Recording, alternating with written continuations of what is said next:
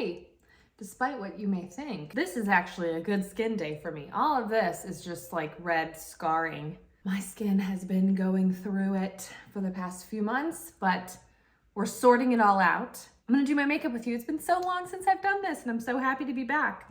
I'm not gonna lie, having messed up skin has made me pull back a little bit from makeup tutorials just because, well, it's embarrassing. I'll put links to everything that I'm using at the bottom of the video, but I'll talk through as much of it as I can using my favorite Luminous Silk. Honestly, these days I'm switching between these two foundations. I'm either doing Luminous Silk or this Estee Lauder foundation. I just do a pump and a half on my foundation brush here, and then I dot it all over my face. I find this method easier than like putting the line of foundation on my face. Sometimes I'll do that, but I think it goes a little further if I do it this way. At this point, I'm realizing I completely forgot my primer. I'll link it below, but I completely forgot to put it on because I'm in like video mode. All right, for concealer, I was using the Huda Beauty Faux Filter Concealer and I really loved it, but the packaging, the product just leaked out of the top of it and I'm like, I can't do this anymore. So I'm back to Tente Doll. I honestly switched through a lot of different concealers pretty regularly. You know, I love the NARS Creamy Concealer. No matter what concealer I'm using, I do like to use a beauty blender to blend it in. I feel like this gives me the most natural looking result under my eye. And then I always set it with my under eye setting powder too. To conceal these red spots, I'm gonna use the NARS Radiant Creamy Concealer. And I'm putting Paint Pot Painterly all over my lid. This kind of balances out my eyelids and provides a little hint of color. It also acts as double stick tape to powder eyeshadow. If you're hearing a bunch of ambient noise, I'm delighted to report my windows are open. The worst of our pollen season is over here in Raleigh, and while we've had some really hot days, this week is pretty mild. So I'm taking advantage of this short window of time that we have to leave our windows open. I love this Artist Couture palette.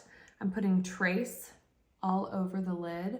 Something else I do is take the edge of my eyeshadow brush with Trace on it and just pull it right to my lower lash line just to bring some roundness to my eyes, almost like you're putting a shadow in there. But now let's go in with a crease color, so I'm gonna grab a different brush. So I got a brush set from Amazon that I really like. Now I'm grabbing the Silhouettes shade. This is an angled crease brush from this Amazon kit.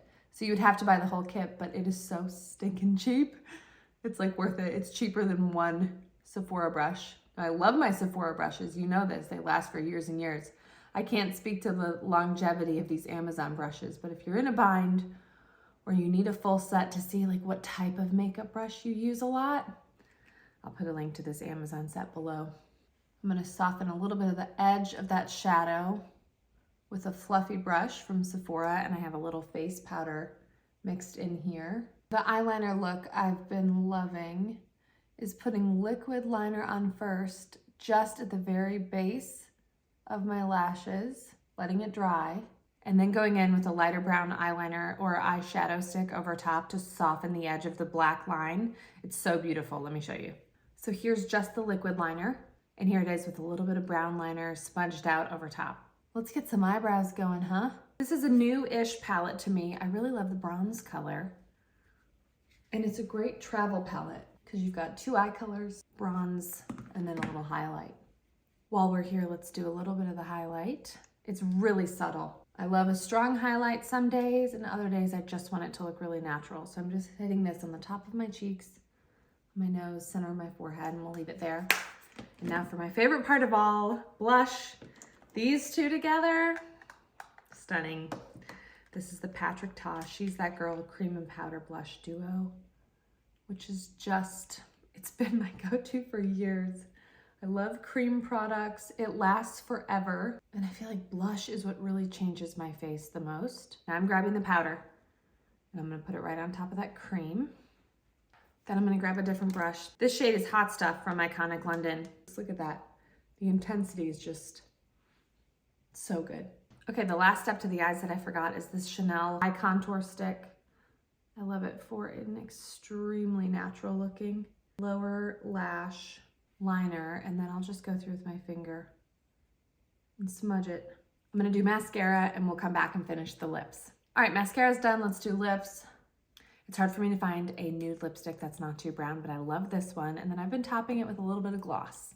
Let's take these clips out. Then the final would be a little bit of setting spray. I love this one because it has just the barely there bit of reflection and shine. So this is it. This is how I've been doing my makeup a lot these days for my like everyday work look. Of course, I change products all the time, but these are some really good ones that I keep reaching for over and over again. If you're looking for links to anything, you can find that below, and I'll put the shades that I use as well right below this video.